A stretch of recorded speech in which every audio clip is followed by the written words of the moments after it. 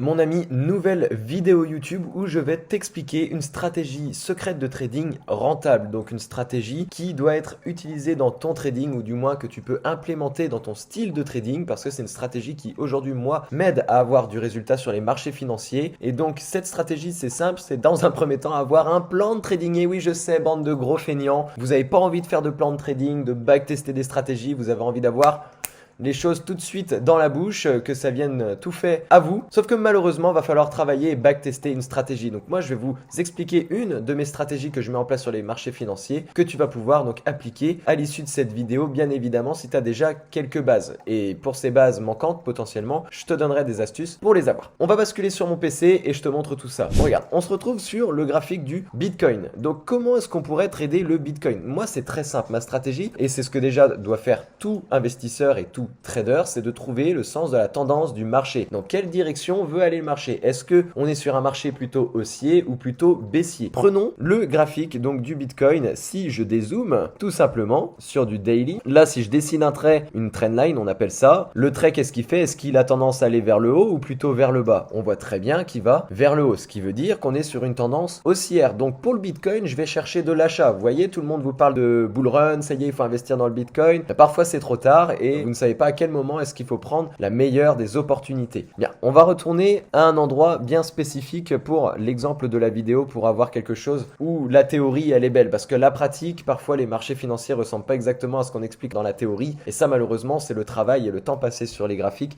qui vont vous aider à mieux comprendre tout ça. Mon but ça va être donc de définir la tendance de fond. Donc là je suis sur une tendance haussière. Je sais que si je dois réaliser un trade sur le Bitcoin, je dois faire de l'achat. Point final. Donc maintenant, mon but, ça va être de retrouver une zone où la tendance, elle est baissière pour savoir à quel moment le marché va se retourner pour partir à l'achat et avoir une entrée, un prix, une entrée au meilleur prix. Si je prends l'exemple de justice qui est juste ici, par exemple, là on est vraiment retombé sur notre trendline. Là, qu'est-ce qu'on voit? On arrive ici, on est en janvier 2023. Oh, on vient de rebondir sur ma trendline. On sait que la trendline, c'est un trait imaginaire que j'ai dessiné où potentiellement ça va réagir. Soit on peut casser la trendline, mais le scénario le plus probable et le plus fort, c'est que ça rebondisse à la hausse dessus. Mais ça, personne n'est devin, personne ne peut le savoir. Il était probable à cette période, tout le monde disait, ça y est, c'est la fin des crypto-monnaies. Donc, on est dans l'attente. Je vais maintenant changer de time frame, c'est-à-dire là, j'étais sur une unité de temps daily. Un jour, je vais passer sur l'unité de temps de 1 heure. On pourrait faire sur du 4 heures. J'ai une erreur que beaucoup de traders font, c'est tout simplement d'analyser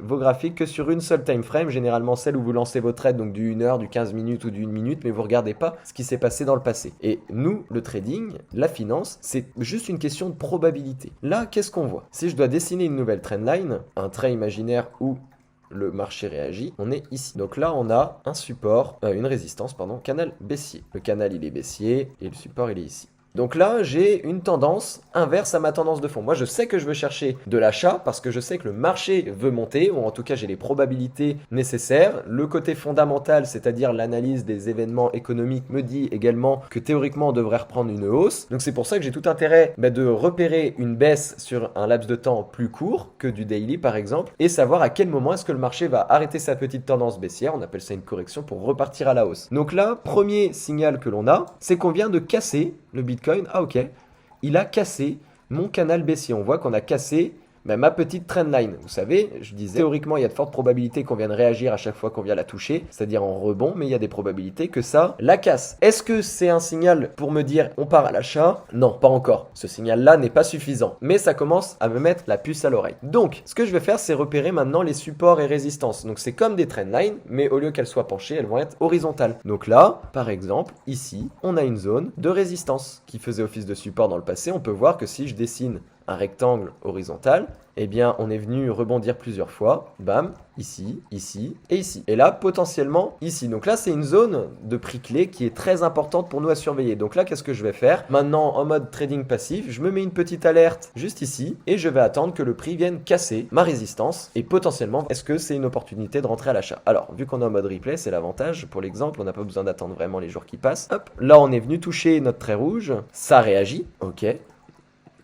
Et là, ah, qu'est-ce qui s'est passé? On a eu une belle bougie haussière, une belle bougie verte qui nous dit, ah, là on vient de partir au-dessus de ma résistance, donc ma résistance devient maintenant potentiellement support, donc là il y a déjà des probabilités qu'on parte à l'achat. Ah, va falloir faire attention à ici aussi, parce qu'on voit qu'il y a pas mal de réactions juste ici. Là on voit qu'il y a une zone également support-résistance, alors on pourrait la peaufiner bien sûr, mais on voit qu'ici, bon, ça a rangé, le prix avait pas vraiment de direction, donc je sais que là le prix peut-être il a cassé, mais il peut potentiellement venir juste ici pour repartir à la baisse. Ça c'est quelque chose auquel il va falloir faire attention. Est-ce que maintenant je vois autre chose sur mon graphique? Là comme ça, je ne vois pas beaucoup plus de signal pour me dire qu'on parte vraiment à la hausse. Donc je vais rajouter quelques indicateurs. Je vais me servir du RSI et d'une moyenne mobile. Donc plusieurs choses pour le RSI. Et si tout ça ne te parle pas, c'est des bases de trading, bien évidemment, je te dirai comment apprendre tout ça juste après. Est-ce que le RSI, j'ai quelque chose? Ici j'avais une divergence, on est parti à la hausse. Le RSI nous donne rien de particulier. La moyenne mobile maintenant. On va paramétrer une moyenne mobile 100. Boum, là qu'est-ce que je vois? Ah oui, on a bien cassé ma moyenne mobile. Une moyenne mobile, c'est le prix moyen réglé là sur les 100 dernières bougies. Et on voit qu'on, théoriquement, quand le prix est au-dessus de la moyenne mobile, c'est qu'on est sur une tendance haussière. Quand il est en dessous, on est sur une tendance baissière. On peut voir que quand ça a cassé, on était en dessous, ça continue de baisser. Là, on a une petite réaction, mais on savait qu'on allait pas repartir à la hausse parce qu'on avait notre zone ici qu'on a dessinée. Hop, on est resté en dessous. Et là, on est passé au-dessus de ma résistance. Ah, ok, là, j'ai potentiellement plusieurs confluences. Un trade pourrait potentiellement se tenter parce que nous avons un rebond sur la trendline rouge. Ça fait une première confluence. Cassure de la moyenne mobile, cassure de ma trendline, canal baissier, et cassure de ma résistance qui devient support. Ça me fait minimum 4 confluences dans mon trading. Il m'en faut minimum 4 pour lancer un trade. Ça fait partie de mon plan de trading. Où est-ce qu'on va aller chercher? On va aller chercher sur le long terme le dernier point le plus haut. Alors le vrai dernier point le plus haut, tu vois, on pourrait aller chercher là, mais ce serait peut-être ambitieux. Donc on va peut-être s'arrêter quelque chose par là déjà. Ça sera déjà pas mal. Donc ici, on va l'appeler Take Profit. Maintenant, là, je ne vais pas te donner beaucoup plus d'astuces sur cette stratégie. C'est-à-dire là, l'analyse en soi, ça y est, on l'a, elle est calée. Un trade se tente, bien évidemment. Là, maintenant, où on va pouvoir améliorer notre trading, c'est sur la gestion de risque, tout simplement. Est-ce que le risque en vaut la chandelle? Est-ce que le trade se tente vraiment pour le long terme? Et le management du trade, parce que potentiellement, on pourrait fermer le trade beaucoup plus tôt. Ça se trouve que le vrai take profit, il faudrait qu'on le mette ici. On va voir. Mais en tout cas, pour l'exemple de la vidéo, tu vas voir que là, avec cette analyse, on peut définir une zone de retournement. On va se mettre en daily pour que ça aille un peu plus vite. Là, en daily, qu'est-ce qu'on a? On a bien cassé le dernier plus haut et on a encore cassé la moyenne mobile. Donc là, notre analyse, elle est doublement confirmée. Qu'est-ce qui se passe? Hop, ça va peut-être retracer, ce qui serait logique. Voilà. Et ça part. Là, potentiellement, avec ce qui vient de se passer, on pourrait déplacer notre stop loss. Donc le stop loss, ma limite de sécurité, juste ici, derrière mon dernier plus bas. Et attention, est-ce qu'on va prendre un profit?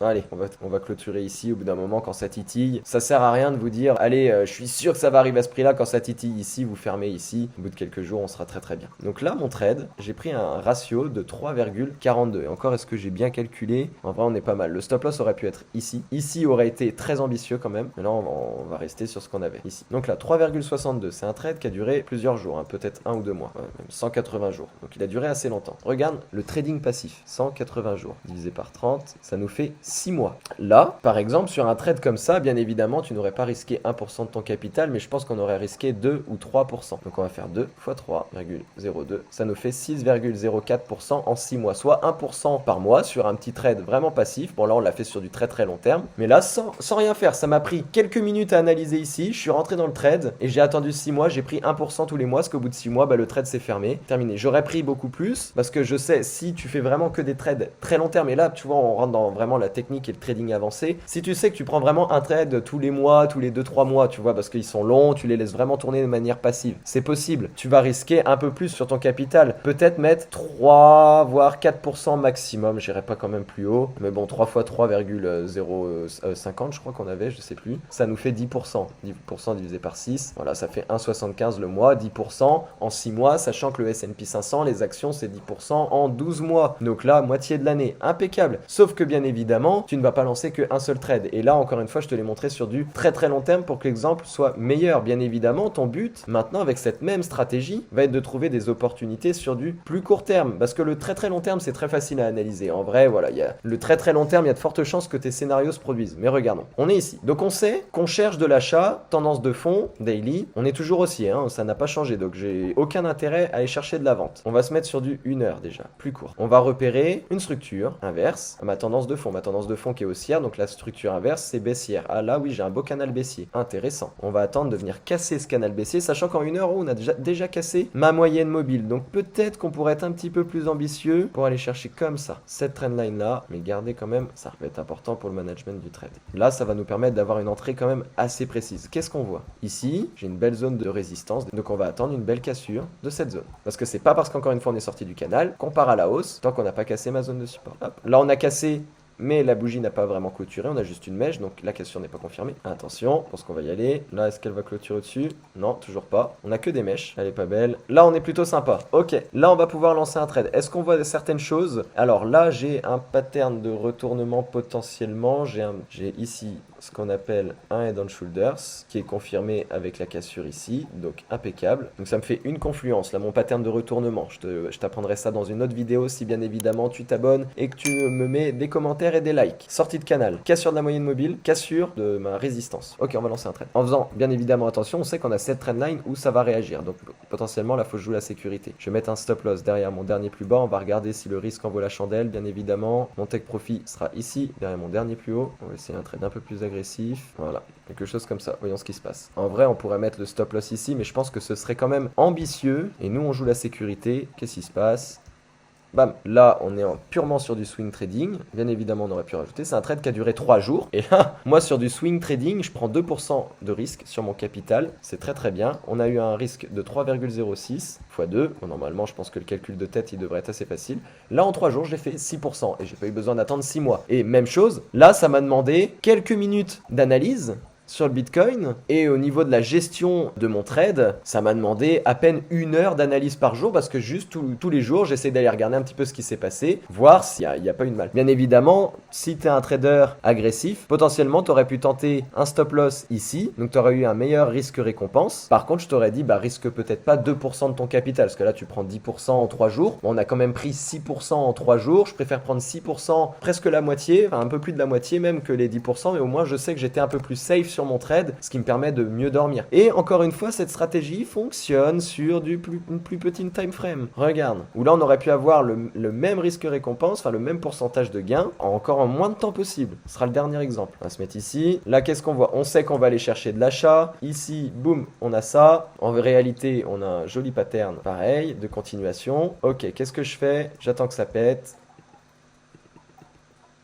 Là, ça a pété, bien évidemment, j'aurais pris le trade juste ici, si je suis honnête avec moi-même. Stop loss derrière le dernier plus bas, il peut même se tenter sur ce genre de pattern ici. Mais allez, on joue encore. Bon, là, le risque n'en valait pas la chandelle sur ce trade. Il aurait fallu que je me mette sur un plus petit laps de temps pour vraiment le faire sur du court terme. 5 minutes, voilà, on retrouve ça. Là, boum, qu'est-ce que j'ai? Ok, j'ai ça. Là, je le tente, je me mets derrière mes derniers plus bas. Le haut de mon pattern, il est là. Et en vrai, un pattern de continuation, on prend cette distance-là si on veut avoir un vrai take profit sur le long terme. Voilà, on peut s'attendre à ce que ça vienne jusqu'au 31. Mais là, ça va peut-être prendre un peu plus de temps parce que c'est un pattern sur une plus grosse time frame. Donc 5 minutes, c'était peut-être pas la meilleure time frame pour analyser. Donc ce qui se passe, je vais mettre sur du 1 heure parce que sinon c'est encore trop long.